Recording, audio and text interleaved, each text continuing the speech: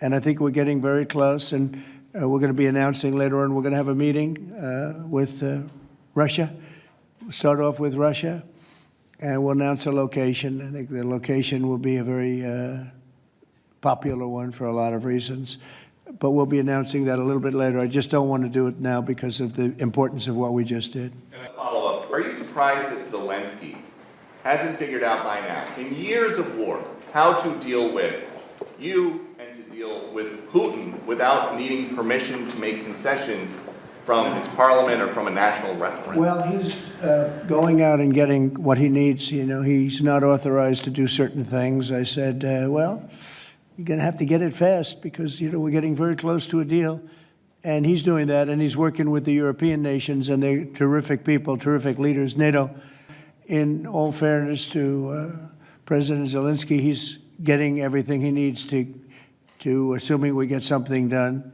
But I'll be meeting very shortly with President Putin. It would have been sooner, but I guess there's security arrangements that, unfortunately, people have to make. Otherwise, I'd do it much quicker. He would too. He'd like to meet as soon as possible. I agree with it. But we'll be announcing that very shortly, okay? And location. Mr. President, with this meeting with Putin, is this Russia's last chance to achieve peace? And do you expect Ukraine to make any type of territorial concession? Yeah, I don't like using the term last chance. Look, it's, you know, look, this is two very, very smart people. They've been going at it and their predecessors also very smart.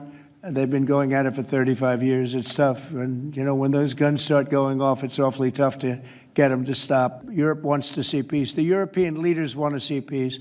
President Putin, I believe, wants to see peace, and Zelenskyy wants to see peace. Now, President Zelenskyy has to get all of his